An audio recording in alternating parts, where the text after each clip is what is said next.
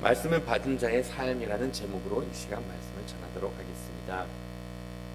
제가 동백예수마을교회 오기 전에 다양한 교회에서 다양한 부서를 이렇게 섬긴 적이 있습니다. 그 중에 제가 한번 섬겼던 부서는 어린이 영어 예배를 섬겼던 적이 있습니다. 처음에 저에게 이 사역지를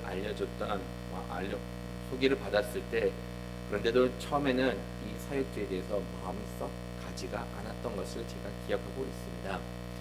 이 사역지에 가기 싫었던 이유는 그 어린이 영어 예배라는 그 특성상 특별히 장래성이 보였던 그런 사역이 아니었던 것이었죠.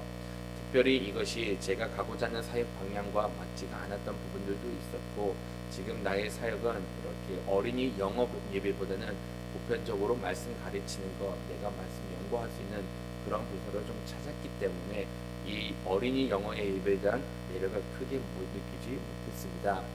그것뿐만이 아니라 이 어린이 영어 예배라는 것이 특별히 장래성이 있었던 것은 아닙니다. 사역 자체가 장래성이 없었던 것이 아니라 그냥 그 어린이 예배의 특성을 봤을 때 이것이 교회에서 핵심적인 부서라고 이렇게 이야기하기보다는 주일학교에서 어떻게 보면은 좀 파생된 그런 부서라고 이렇게 이야기를 할 수가 있기 때문입니다. 추가적으로 교회에서 우리는 어린이 영어 예배가 있다라는 식으로 이것이 자리 잡혀 있다 보니까는 크게 그렇게 장래성이 있었던 부서는 아니었던 겁니다. 무엇보다도 이 예배가 영어도 가르치는 것도 아니고 복음도 가르치는 것이 아니다 보니 어설픈 부분이 있다 보니까는 더더욱이나 매력을 갖기는 좀 어려웠던 부분이었죠. 그런데도 불구하고 이 사역지를 놓고 좀 고민을 하였는데 마침 하나님께서 저를 그쪽에다 보내시다 보니까는 그 사역을 감당할 수가 있게 되었습니다. 때로는 하나님께서 우리가 이해가 가지 않는 곳에 보낼 때가 있습니다. 제가 봤을 때는 그 부서 자체 막다른 골목이었는데 하나님께서는 저를 그곳에 보내심으로 인해서 또한 저를 위해서 다음 계획이 있었던 것을 나중에는 깨닫게 되었던 것이었죠. 근데 처음에 보낼 때는 우선적으로 딱 봤을 때 거기는 장래성이 없다라는 식으로 이렇게 여기게 되었던 겁니다. 그럼에도 불구하고 우리가 이러한 곳에 가야 되는 것은 하나님의 부르심이 있기 때문입니다. 우리가 하나님을 위해서 산다는 것, 하나님의 부르심을 위해서 간다는 것은 항상 우리가 생각하는 그런 화려한 것은 아닐 때가 있습니다. 세상적으로 봤을 때는 막다른 길목으로 우리를 보내실 때도 있고, 막상 세상적인 기준으로 봤을 때 아무런 미래가 보이지 않는 곳에도 하나님께서 우리를 보내실 때가 있다는 것이죠. 성경에서 그런 사역 맡았던 사람 정말로 많습니다. 그 중에 한 사람을 오늘 본자라고 하면은 예레미야라는 선지자도 이런 막다른 곳으로 하나님께서 보내셨고, 크게 봤을 때는 선지자로서 더 이상 장래성도 보이지 않는 그러한 순간 가운데 하나님께서 예레미야를 불리셨다는 것을 볼 수가 있게 됩니다. 1장 1절 말씀을 보시면은 그가 언제 부름을 받았던 것을 이렇게 1장 1절하고 2절에는 이렇게 언제 부름을 받았다는 것을 알려주고 있습니다. 우선 1절에는 보시면은 그가 어떠한 가문에서 태어났는가를 알려주고 있고, 바로 2절에서 그의 사역의 시작에 대해서 이렇게 알려주고 있습니다. 2절 말씀 한번 좀 같이 읽어보도록 할게요. 암몬의 아들 유다의 왕 요시야가 다스린 지 13년의 여호와의 말씀이 예레미야에게 임하였고, 요시야가 왕이었을 때 13년 동안 통치하고 있었을 때 그때 여호와의 말씀이 예레미야에게 임하였다라고 기록이 되어 있습니다. 예레미야가 그때 하나님으로부터 소명을 받고 부름을 받아가지고 그때부터 사역을 시작했다라고 이렇게 알려주고 있습니다. 이 요시야가 13년 통치했을 때가 시기적으로 언제였을까라고 하면은 이것이 주전 627년 정도 됐다라고 이렇게 보고 있습니다. 주전 627년이다라고 하면은 예루살렘이 멸망할 때까지 그렇게 많은 시간이 남지 않았던 그러한 시기였습니다. 정확하게 예루살렘이 주전 586년에 이렇게 멸망을 했다라고 보니까는 그가 사역할 수 있었던 기간 41년 동안 정도 된다라고 이렇게 보고 있습니다. 끌려간 이후로도 좀 사역을 하고 있었으니 그런 그의 사역 기간 41년이 된다라고 이렇게 보고 있고, 그가 사역하는 가운데서도 이미 이 나라가 어떠한 결말을 맞이하게 될지 환하게 보였던 상황이었습니다. 물론 하나님께서 그에게 말씀을 통해서 예루살렘이 망할 거라고 이렇게 말씀을 하셨지만은 그 전까지만 하더라도 지금 현재 상황이 어떠한 것인가를 충분히 알 수가 있었던 것이었죠. 북이스라엘은 망한 상태입니다. 하지만 그 북이스라엘을 망했던 아수르라는 나라, 신은 강대국으로 북인 바벨론으로부터 멸망을 당하게 되었고, 그런 다음에 그 바벨론이라는 나라가 세력을 확장해 나가면서 이제는 예루살렘까지 위협하는, 이제는 이스라엘까지 위협하는 그런 상황까지 성장을 하게 되었던 것이었죠. 이런 모든 상황을 봤을 때 지금 이 나라 정세는 크게 불안한 상황이었고, 이런 가운데 사역을 한다는 것, 그것이 결단코 쉽지 않았다는 것은 이미 그도 알고 있었습니다. 그런데도 불구하고 하나님의 부르심에 의해서 그는 선지자 역을 감당하게 되었고, 하나님을 위해서 자신의 삶을 바치는 일이 벌어졌던 것이었죠. 우리가 하나님을 믿을 때도 어떻게 보면 이와 별반 다르지 않습니다. 우리가 하나님을 위해서 산다는 것, 물론 세상적인 성공이 동반될 수도 있고 때로는 화려한 삶이 동반될 수도 있습니다. 하지만 전반적으로 봤을 때 기독교인의 삶을 산다는 것, 세상적인 기준을, 세상적인 성공을 많이 포기할 때도 있어야 되는 것이고, 때로는 우리가 이렇게 화려함을 추구하는 것이 아니라 하나님을 위해서 살아갈 때 세상에 있는 모든 것들을 내려놓고 살아야 되는 것을 너무나도 잘 알고 있습니다. 사역자로 부름을 받는다는 것, 저는 여기에 대해서 크게 생각을 해보진 않았는데 막상 사역을 시작하다 보니까는 이 사역을 한다는 것이 어떻게 보면 세상의 것들을 많이 포기하는 것을 요구를 하고 있는 것을 나중에 깨닫게 되었습니다. 지금 제 주변에 있는 동기들을 보면은 다들은 아니지만은 많은 사람들, 정말로 크게 성공한 사람들도 있고, 지금 제가 제 동기들과 이렇게 비교를 한다라고 하면은 세상적인 기준으로서는 어떻게 보면은 그들보다 많이 뒤처졌다라고 이렇게 생각이 들 수 있는 상황들이 너무나도 많이 펼쳐지고 있습니다. 무엇보다도 사역을 계속하면 하다 보면은 궁극적으로 추구할 수 있는 것, 이것은 세상적인 성공이 아니다 보니 그들이 가고자 하는 방향과 그들이 나중에 인생적으로 봤을 때 세상적인 기준으로 봤을 때는 그렇게 큰 격이 많이 달라질 수가 있다는 것을 이렇게 거듭 보게 됩니다. 신앙생활 했을 때도 이와 마찬가지가 아닌가 생각을 하게 돼요. 우리가 세상 살아가는 가운데 남을 위해서 섬기다 보면은, 또 남을 위해서 베풀다 보면은 어떻게 보면 세상에 있는 화려함 누리지 못할 때가 있다는 것, 여러분들도 너무나도 잘 알고 있습니다. 그럼에도 불구하고 우리가 이 삶을 선택하는 것 다른 데 있지 않습니다. 말씀을 보시다시피 하나님의 말씀이 예레미야에게 임하였다라고 이렇게 기록이 되어 있습니다. 하나님께서 이것이 진리다라고 이렇게 가르쳐주고 있고, 하나님의 부르심이 있었기 때문에 우리는 이 부르심에 응하기 때문에 이러한 삶을 살 수가 있게 되었던 것이고, 이러한 삶에 대해서 뒤돌아보지 않고 하나님을 위해서 살아갈 수가 있게 되었던 것이었죠. 하나님의 부르심, 어떤 부르심일까요? 물론 예레미야에게서는 특별한 소명을 주셨고 하나님의 선지자로 부르셨는데, 이런 부르심은 모든 이들에게 다 있었습니다. 우리가 하나님의 부르심이 있었기 때문에 구원을 받은 것이고, 하나님의 부르심이 있었기 때문에 우리는 영생을 누리는 것이면서, 이런 부르심 가운데서 우리가 세상을 다 포기하는 한이 있다고 하더라도 이 부르심이 훨씬 더 값어치가 있기 때문에 세상에 있는 모든 것들을 내려놓고 그 부르심에 응할 수가 있게 되었던 것이었죠. 하나님의 말씀이 임하였기 때문에, 우리가 진리를 깨달았기 때문에 세상에 있는 화려함보다 이 진리가 훨씬 더 값어치가 있다는 것을 알고 있기 때문에 우리는 세상에 있는 모든 것들을 내려놓고 그러한 부르심에 따라서 하나님의 자녀로서 하루하루 살 수가 있게 되었던 것이었죠. 물론 이 부르심이 있다고 하더라도 현실을 외면할 수는 없습니다. 그러다 보니까는 예레미야도 이 부르심에 대해서 하나님, 나의 이 부르심이 정말로 너무나도 과분하다라고 이렇게 이야기를 하면서, 이 부르심이 나는 마치 아이와 같다, 나는 말도 하지를 못하고 이 부르심에 대해서 많은 부담을 느꼈던 것을 보게 됩니다. 근데 하나님께서 예레미야를 불렀을 때 어떻게 불렀을까요? 말씀이 임하였을 때 내가 너를 모태에 짓기 전에 너를 알았고 내가 배에서 나오기 전에 너를 성별하였고 너를 여러 나라의 선지자로서 세웠노라 하시기로라고 이렇게 말씀을 하셨습니다. 예레미야가 내가 하나님을 위해서 일하겠다라고 이렇게 말한 것이 아닙니다. 먼저 하나님께서 택하였고 먼저 하나님께서 예레미야를 찾아와가지고 그를 나의 일꾼이다라고 이렇게 말씀하셨고 먼저 오셔서 내가 너를 언제부터 계획을 했는가 모태에서 짓기도 전에 너를 알았다라고 이렇게 이야기를 하고 있습니다.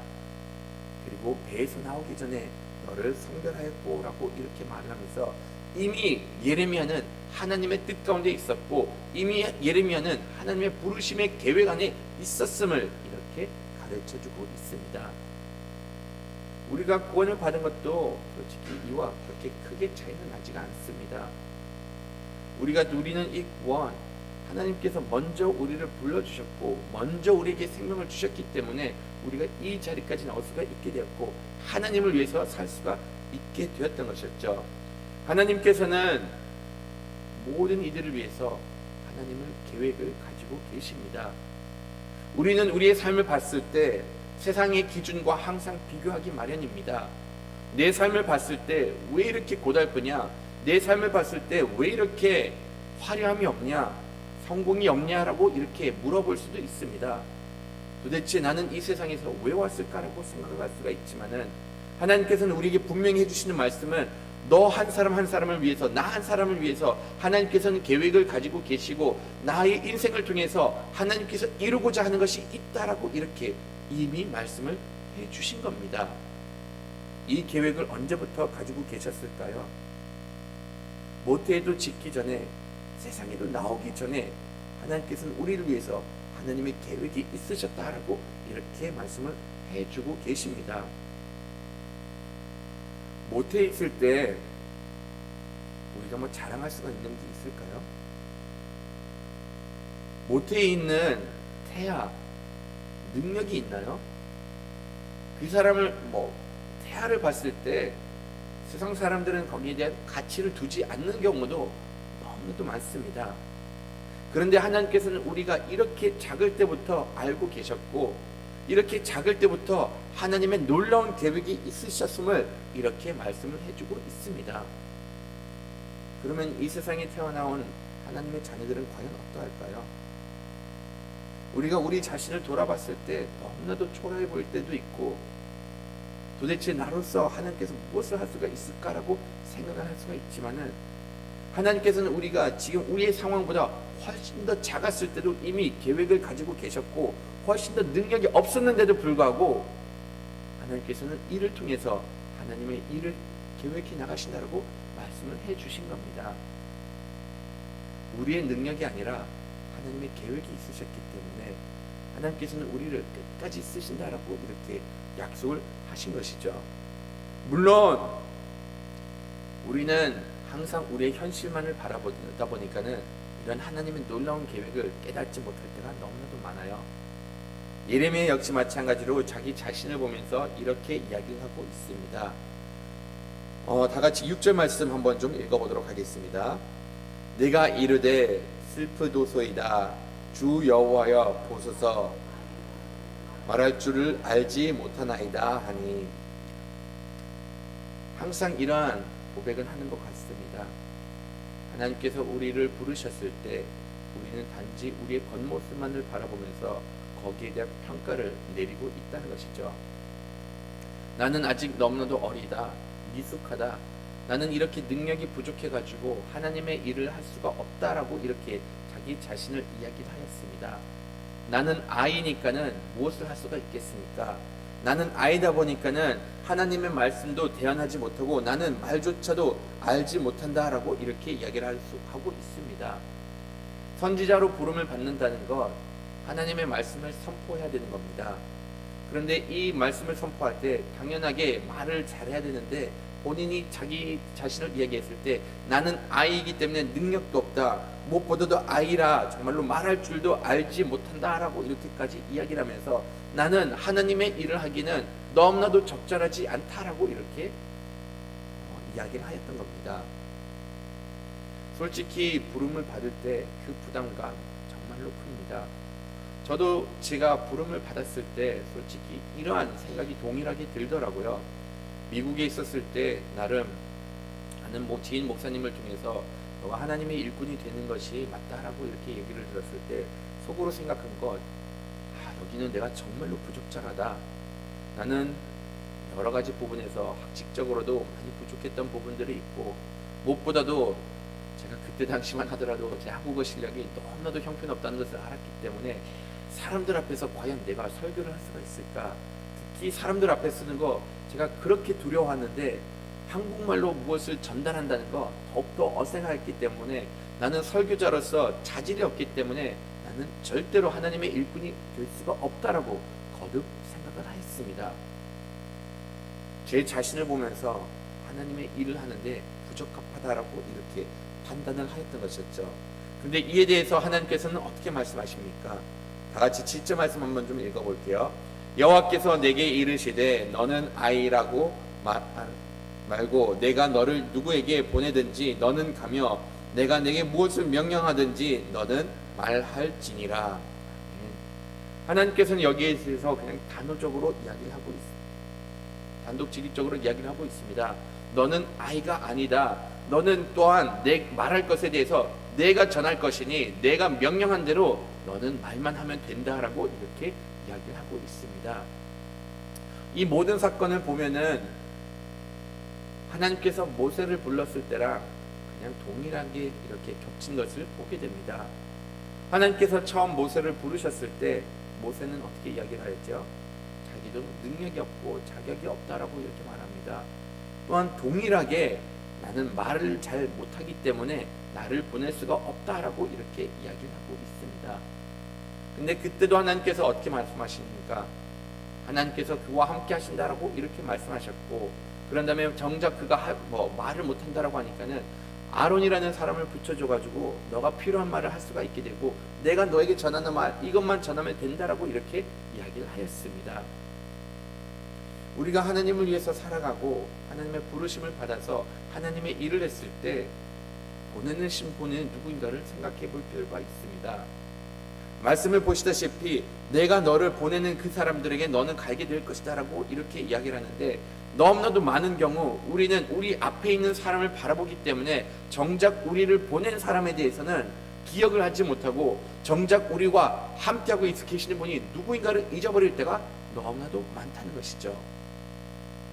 하나님께서 우리가 하나님의 일을 한다라고 이렇게 그 부르심에 응하면은 하나님께서는 절대로 외면하지 않습니다. 왜냐하면 나 몰라라고 이렇게 일을 시킨 것이 아니라 하나님께서 모든 것을 계획하셨고 하나님께서 만날 사람을 만나게 해주시고 또한 하나님께서 보내시는 분이심을 이렇게 이야기를 해주고 있습니다. 무엇보다도 하나님께서는 전해야 될 말 분명히 하나님께서 이렇게 가르쳐 주신다라고 말씀을 하신 것이죠. 우리가 하나님의 복음을 들고 사역을 하라고 이렇게 부름을 받고, 무엇보다도 예수님께서 우리에게 말씀하신 것처럼 복음을 전하고 제자를 삼으라고 이렇게 말할 때 많은 경우 우리가 무엇을 말해야 될지 몰라가지고 전도를 하는 것을 소홀히 하고 복음을 들고 나가는 것을 소홀히 할 때가 있습니다. 근데 우리가 나아가가지고 이야기하는 것, 우리가 아름다운 이야기를 꾸며낼 필요가 없습니다. 우리가 세상 사람들에게 전하고 우리가 나가서 하나님을 일을 위해서 한다라고 할 때는 그때는 전하는 것이 다름 아닌 하나님께서 우리에게 주신 말씀만을 전하면 됨을 이렇게 가르쳐주고 있습니다. 내가 논리가 좋아서 내가 언변이 좋아서 상대방을 이렇게 설득시킨 것이 아니라 하나님의 자녀로서 하나님의 일을 한다는 것은 하나님의 말씀을 선포하는 데 있다라고 이렇게 가르쳐주고 있습니다. 우리가 아무리 말을 잘한다고 하더라도 사람의 마음을 살 수가 없습니다. 제가 아무리 설교를 잘한다고 하더라도 사람을 변화시킬 수 있는 능력은 없습니다. 사람을 변화시키는 것은 말을 전하는 사람의 능력이 있는 것이 아니라 하나님의 선포되는 말씀 가운데 능력이 있기 때문에 그 말씀으로 인해서 영혼이 변하는 것이고 삶이 변하는 것이고 사람이 변하는 것입니다. 그 말씀은 하나님께서 주시기 때문에 우리가 무엇을 말할 것인가에 대해서는 두려워할 필요가 없다는 것이죠. 단지 우리가 해야 될 것, 보내는 그분을 기억하면서 그 보내심에 따라서 순종하면서 이렇게 하나님의 뜻을 전하는 것이 하나님으로부터 부름받은 사람이 해야 할 일임을 가르쳐주고 있습니다. 전하는 메시지 항상 좋은 메시지만은 아닙니다. 우리가 복음을 전하는 것, 이 복음이라는 것, good news, 좋은 소식이라는 것 맞습니다. 하지만 때로는 이 좋은 소식 가운데 말씀에도 나와 있듯이 교훈할 때도 있고 책망할 때도 있고 때로는 정말로 하나님의 뜻을 전할 때도 있다는 것을 이렇게 가르쳐주고 있습니다. 예레미야가 선포해야 됐던 말씀 결코 쉬운 말씀은 아니었어요. 그가 이렇게 전했던 메시지는 여러 나라에 대한 심판의 메시지를 이렇게 전하였던 것이었죠. 가급적이면은 하나님의 뜻을 전한다고 하면은 좀 좋은 이야기를 전하기, 누구나 좋은 얘기를 전하고 싶습니다. 위로의 말, 사랑의 말, 사람들을 격려해주고 세워주는 그런 말을 전하기를 원하고 있다는 것이죠. 하지만 그가 전해야 될 것, 10절 말씀을 보시면은 보라, 내가 오늘 너를 여러 나라와 여러 왕국에 위에 세워 내가 그것을 뽑고 파괴하며 파멸하며 넘어뜨리며 건설하고 심게 하였느니라 하시니라 라고 이렇게 이야기해주고 있습니다. 심판이 임할 것을 이야기를 하고 하나님의 파멸이 임하게 될 것을 이야기를 하고 물론 그런 가운데 회복이 임할 것을 또한 같이 선포를 하고 있지만은 이 전반적인 메시지를 봤을 때 이렇게 좋지 못한 메시지가 여기 포함되어 있다는 것을 알려주고 있었습니다. 그럼에도 불구하고 이것이 하나님의 진리의 말씀이었기 때문에 너는 이것을 전하라 라고 이렇게 이야기를 해주고 있습니다. 우리는 이 세상에 보냄을 받은 하나님의 선지자입니다. 하나님의 사도들입니다. 우리가 해야 될 것, 하나님의 진리의 말씀을 선포해야 하는 것입니다. 이 진리의 말씀, 때로는 회복을 주장할 때도 있지만은 때로는 이런 가운데 하나님의 진노가 임한다는 것을 또한 같이 이야기를 해주고 있습니다. 사람들이 이것을 듣기를 원치 않는다고 하더라도 부름받은 사람으로서는 이것이 하나님께서 전하기를 원하는 메시지라고 하면은 거기에 대해서 내가 판단할 것이 아니라 하나님의 말씀에 순종하면서 부르심에 따라서 응해야 됩니다. 이런 부르심에 따랐을 때 어떤 일들이 벌어질 수가 있을까요? 예레미야 선지자가 이렇게 사역을 함으로 인해서 그런 가운데 그 위기 가운데서도 하나님의 말씀을 붙드는 사람들이 생겨나게 되었고 그런 가운데 다시금 회복을 희망을 두는 그런 회복을 둘 수 있는 그런 희망의 메시지도 같이 전달된 것을 보게 됩니다. 하나님의 뜻을 이루었을 때 하나님께서는 이스라엘 백성들을 어떻게 인도해 주실 것을 깨달을 수가 있게 만들어 주셨던 것이죠. 오늘날도 달라지지 않습니다. 우리가 살고 있는 이 시대, 비록 종말의 시대에 살고 있지만은 비록 그리스도인으로서는 많은 어려움을 겪을 수가 있지만은 이런 가운데서도 하나님의 계획이 있음을 우리가 잘 알고 이런 계획을 전해나가는 여러분들이 되기를 간절히 바라겠습니다. 말씀을 생각하면서 잠시 기도하기를 원합니다.